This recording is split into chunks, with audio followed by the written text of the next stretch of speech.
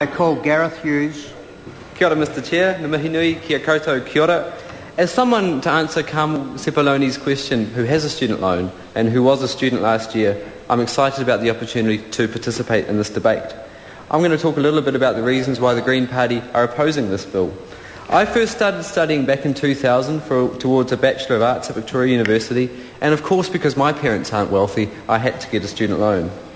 Ever since then, every couple of months I get a new letter in the mail from the IRD saying how big my student loan is, and as someone who has to look at that $30,000 figure, it's so discouraging. As someone like many people of my generation who wants to buy a house, who wants to start setting up a superannuation fund, who wants to put money aside for my son's education so he doesn't have to get a student loan, it's one of the most discouraging letters I ever get in the mail. Ever since the student loan scheme was introduced, students in New Zealand essentially are paying an education tax. Every fortnight with my paycheck, 10% is deducted straight away from the gross amount for my student loan repayments.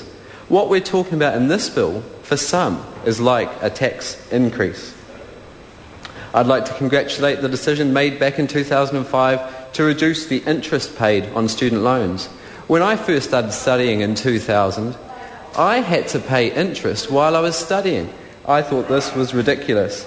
I think on this issue we need to be listening to the students' associations, other people who can talk for students, who call this bill unmanageable and unaffordable. The student loan scheme is a public good. We can't be looking at this as if this is just a cost to the economy. This is a public good. If we're going to increase our gross domestic product, if we're going to race Australia for wage increases, we need to be making education more accessible.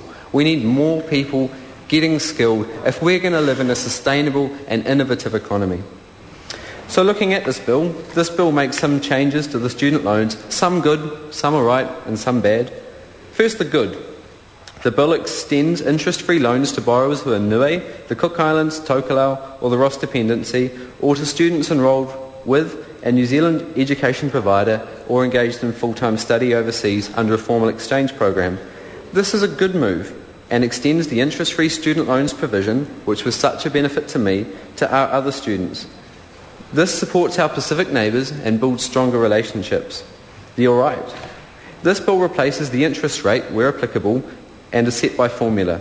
The proposed formula is identical to the formula currently in use. The change is to take it out of regulation to put it into the Principal Act. We are fine with this provision. And then there is the bad. This bill enables the Commissioner of Inland Revenue to increase the standard rate for repayment deductions from salary and wages from 10% to 15% for borrowers who have failed to have the correct deductions made. The increased deductions will apply until any under-reductions, including late repayment penalties, have been fully repaid.